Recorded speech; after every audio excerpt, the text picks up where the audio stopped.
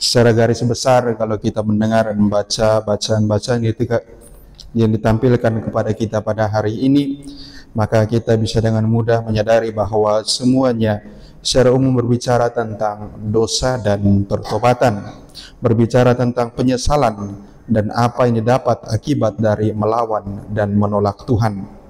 Dalam bacaan pertama kita menemukan bagaimana kitab Baruk menyerukan sebuah ungkapan penyesalan atas apa yang telah terjadi, bukan karena apa yang telah mereka derita, tetapi pertama-tama lebih jauh karena apa yang telah mereka lakukan kepada Allah, hingga akhirnya mereka harus menderita. Inilah yang orang sering bilang penyesalan itu selalu datang terlambat. Kalau datang duluan, pendaftaran. Penyesalan yang datang kemudian ini telah menyadarkan mereka bahwa mereka telah melakukan banyak sekali hal yang salah, yakni mereka tidak taat kepada Tuhan, mereka tidak mendengarkan Tuhan, bahkan melupakan Tuhan dengan menyembah Allah-Allah yang lain. Dan semuanya bukan dilakukan sekali dua kali, tetapi telah dilakukan bertahun-tahun lamanya sejak mereka dihantar oleh Allah ke dalam tanah terjanji. Apa yang diungkapkan oleh bacaan pertama ini menunjukkan bahwa ketika orang merasa dirinya ada dalam situasi aman, situasi nyaman, dia bisa saja melakukan banyak hal, entah itu yang bertentangan maupun yang tidak bertentangan. Yang bertentangan dilakukan bisa jadi oleh karena lupa diri, maupun yang lebih baik oleh karena selalu mawas diri.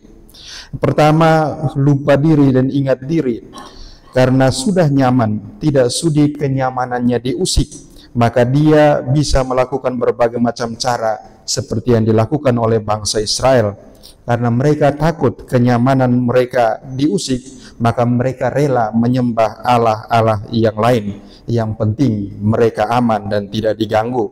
Atau karena mereka sudah merasa aman dan nyaman, maka mereka menutup telinga terhadap suara dari luar diri mereka, suara orang yang meminta bantuan dan pertolongan, suara orang yang mengajak untuk maju, bahkan suara Tuhan tidak mereka dengarkan lagi karena mereka merasa semuanya sudah cukup. Perbuatan-perbuatan inilah yang telah menyebabkan murka Tuhan bernyala atas mereka dan mereka mendapatkan hukuman yang setimpal. Hal yang sama pula terjadi pada mereka yang dikecam oleh Yesus dalam bacaan Injil. Mereka sudah terlanjur nyaman dengan keberdosaan atau dengan sikap masa bodoh mereka, atau merasa sudah cukup dan kuat, maka mereka menolak segala sesuatu yang sebenarnya lebih baik yang terjadi di hadapan mereka, termasuk ajakan dari Allah. Bahkan mungkin penolakan itu disertai dengan penganiayaan. Dari kedua bacaan ini kita bisa melihat diri kita. Apakah kita adalah orang-orang yang setelah ada dalam status aman, nyaman, dan tentram, hidup sudah baik dalam artian cukup makan, cukup minum, bisa jalan kaki dengan nyaman ke kantor atau kemana saja. Apakah kita masih mau berbakti kepada Allah dengan kesadaran atau hanya karena kebiasaan? Kalau tidak pergi gereja rasanya tidak lengkap, karena kebiasaan, bukan karena kesadaran. Yang seringkali orang bilang kalau tidak ada persoalan maka tidak sembahyang. Kalau ada persoalan, novena tikam lutut berjam-jam tidak jadi soal, kita gas. Kalau tidak ada persoalan, senyum manis untuk semua orang. Tetapi kalau ada persoalan, muka asam lebih dari air cuka. Semua dimarahi, termasuk Tuhan pun dimarahi dalam doa. Kalau tidak ada persoalan, story WA penuh dengan gambar-gambar dan foto-foto. Tapi kalau ada persoalan, story penuh dengan kata-kata bijak, kata-kata singkat yang kadang sulit dimengerti, kata-kata marah.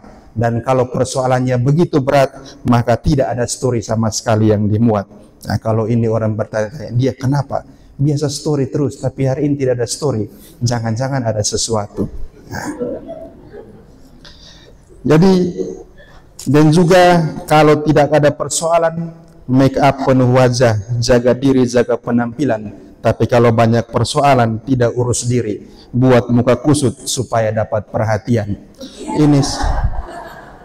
Ini situasi-situasi yang bisa saja terjadi dalam perjalanan kehidupan kita. Dalam refleksi pribadi, kalau mau dibandingkan orang-orang zaman para nabi dan zaman Yesus, mereka mungkin sedikit lebih beruntung, karena ketika mereka berbuat dosa, Allah memperingatkan dan menghukum mereka dengan berbagai macam cara.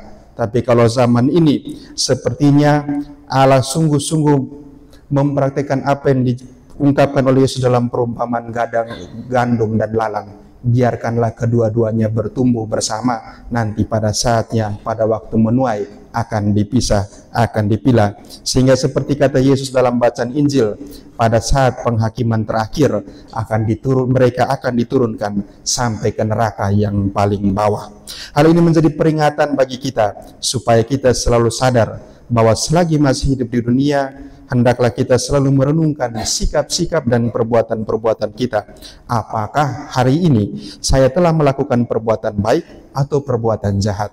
Apakah hari ini saya menyenangkan hati Tuhan dan kehadiran saya membawa rasa sukacita bagi sesama, ataukah saya menyakiti hati Tuhan dan sesama lewat kata-kata dan perbuatan saya?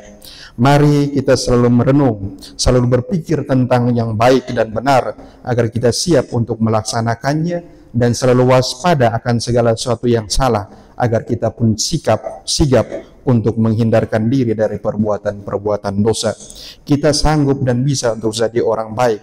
Kita semua bisa jadi orang yang dihormati, hanya saja seringkali kita menolak untuk rendah hati dan berbuat baik karena gengsi dan lain sebagainya. Allah saja tidak gengsi untuk menyelamatkan kita melalui salib. Mengapa kita harus gengsi untuk menjadi orang yang rendah hati dan dapat dipercaya dalam perjalanan kehidupan kita? Tuhan memberkati kita sekalian.